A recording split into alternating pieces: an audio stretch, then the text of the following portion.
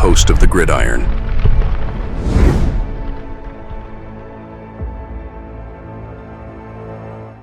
Now, I've seen that people, they come up with this stuff. It's, landing spots for guys and stuff like that and all and everything. Now, the guy here they're talking about, Giants' possible landing spot for a former Cowboy. Now, it's quite possible he's going to become a former Cowboy because the Cowboys are really cap-strapped. This guy's Odighizuwa. He needs a new contract, and the Cowboys ain't got no money. So there's a good chance he's going to be going to go bye-bye. Now, it would be interesting, if he was going to wind up,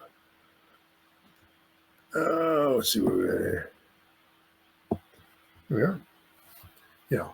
Coming to the Giants, but obviously it costs some money. And the one thing is that he is very good rushing. He's kind of undersized, but he's very good at rushing the quarterback, which should be great for the Giants. But one of the Giants' biggest problems is that they need somebody to help stuff the run. And that wasn't Odighizuwa's biggest asset, shall we say, right? But Cowboys star could leave for a $63 million mega contract with the Bengals, Giants, or Commanders. Yeah, Bengals need help too. Absolutely. The Dallas Cowboys find themselves in a tough spot entering the 2025 offseason as the team has many needs to address and pending free agents to re-sign, but not a lot of cap space to get it done. According to Over the Cap, the Cowboys are estimated to be $2.8 million over the salary cap in 2025, which amounts to the seventh worst situation in the NFL. Only the Saints, the Browns, the Bills, the Seahawks, the Dolphins, and the Falcons have it worse.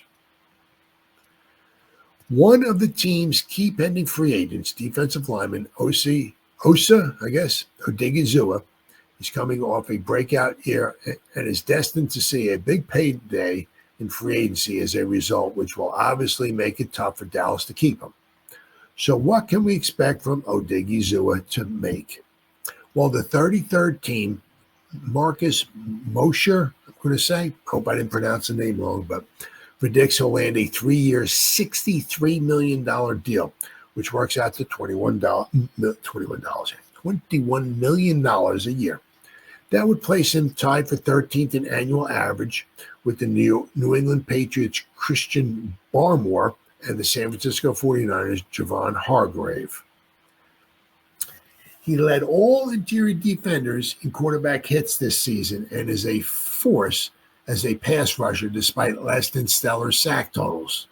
He's on the smaller side for a defensive tackle, but teams prioritizing pass rush ability and durability will fall in love with Odighizuwa this offseason. Look for Odighizuwa to earn a contract worth at least $20 million per season. Given the lack of depth at defensive tackle in free agency, it wouldn't be a surprise if he earned significantly more. Wow.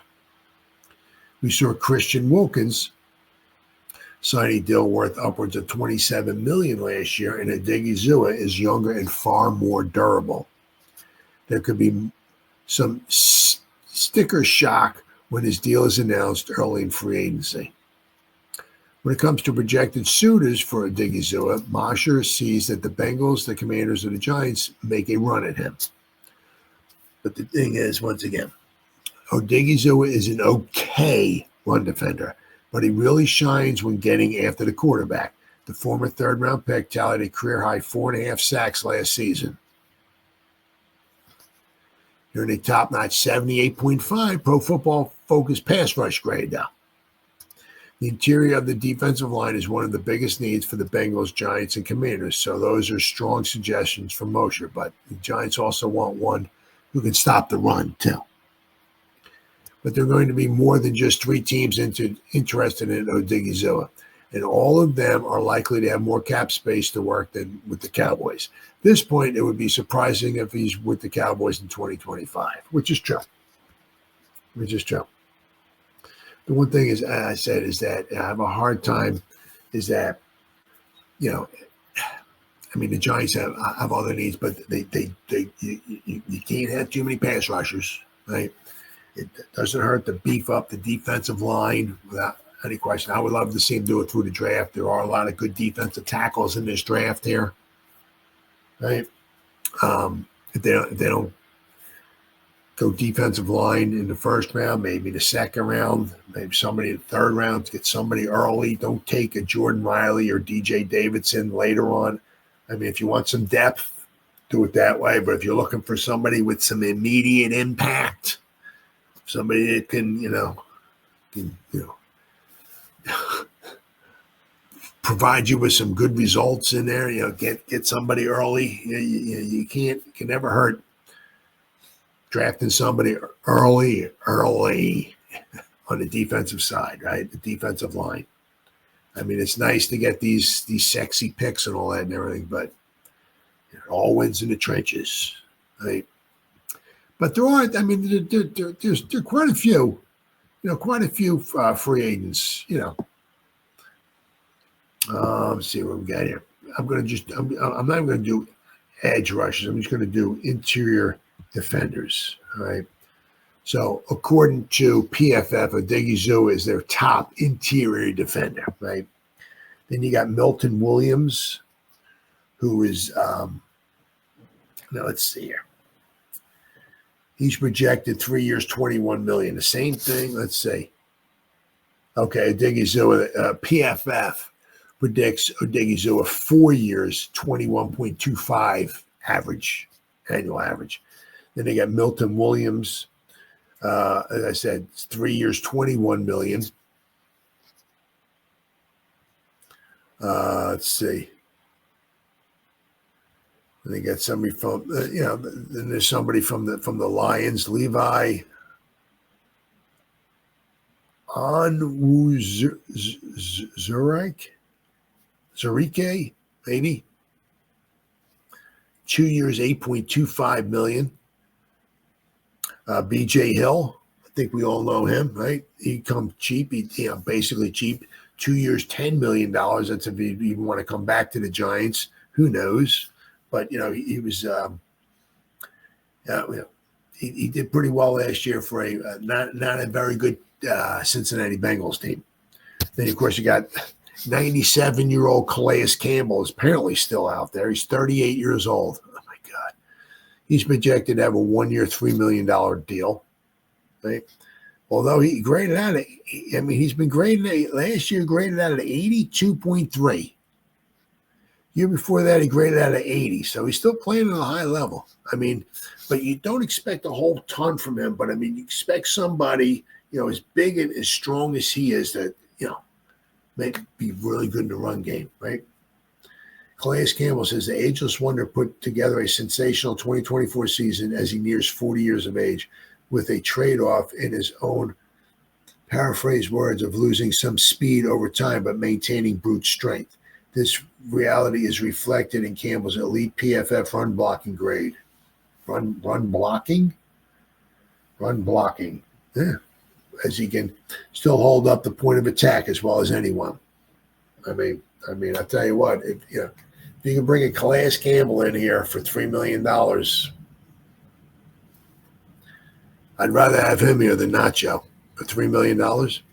Jaron Reed, he was with the Seahawks. He's projected to get a 1 year, $6 million deal. Poona Ford with the Chargers, he's projected to have a 1 year, $3.5 million deal. Now, he graded out last year, according to PFF, he graded out at 85.3 overall. Ford had a major bounce back year with the Chargers that did pretty much every Charger on the list. He was a disruptive force in the interior of the defensive line that saw a major jump in its effectiveness in 2024 compared to 2023. Ford seems to get dinged for his size and lack of draft pedigree, but whenever a team gives him a run, he simply makes plays. Deshaun Wharton, he was with the Chiefs.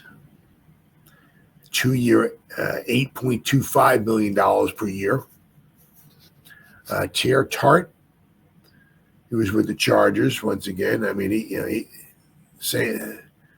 Tart was with Ford. They both did very, very well. Tart is rejected. They got him a 1-year deal worth $2.5 million. He graded out at a 78 this past season. And DJ Jones, 2 years, $9 million per year. He was with Denver. He graded out at a 67 overall. Jones is still one of the more disruptive run defenders in the NFL when shooting the gaps, with his 11.3% run stop rate, ranking third among interior defenders in 2023. 2024. However, he also has missed more tackles over time. Nonetheless, there's a role for a one technique, run stuffer with the occasional pass rush juice. So there are guys out there. Now, I'm not exactly sure if the Giants, want to go, Odighizuwa. I'm not, the Giants have so many needs. Oh, Vinny G-Man's in the house, buddy. What's going on, brother? Hey, better late than never. I'm just about ready to sign off, though, but good talking to you, man. Good talk. Yeah. But, the Odighizuwa, pass rate, that I'm all for that. But, the Giants, they need somebody, really great to get somebody next to Sexy Dexy that consumes some blocks and let the linebackers behind them do their thing. Like Fadden and Okereke do their thing and make some tackles, right? Because the Giants, getting after the quarterback great, but we also have to also concentrate, also trying to stuff in that run. And that was something the Giants did a horrible job at, right? Now, that article talks about bringing Odighizuwa in here for like $21 million a year. I don't know so much about that. The Giants have other needs, but this is supposed to be a very good draft class for like defensive linemen. So, if the Giants don't go defensive linemen in the first round or I wouldn't be surprised if they want to try to grab a defensive tackle, somebody to put next to Sexy Dexy, without question in the first few rounds. And especially that way, because if you want to bring them in the first couple rounds, the nice thing about that, right, is that you draft somebody in the second round or something, they're on the cheap, right? And the thing, too, is that you want to still take advantage of the sexy one while he's still up here, because next year is going to be, the 7th season. And then somewhere along the line, it's going to be the 8th season, and then the 9th. And he's going to start somewhat hard to believe, but somewhere along the line, sexy's going to start tailing off. And it'd be nice that, when sexy's up here, providing you these type of results, let's get somebody else, right, where we can have a good four. You know what I mean? We got 2 nice edge rushers, maybe not the best in the whole league, but we got 2 decent edge rushers, right? Let's get somebody next to Sexy Dexy who can, especially do a good job at stopping the run, because the Eagles are just going to want to kill the Giants again this year. And it was, as embarrassing as it was last season, it's going to be even worse this year coming up. So, all right, guys, been 1 hour and 39 minutes. Benny G-Man, good talking to you, brother. Thanks for showing up, man. Appreciate it. Thank you.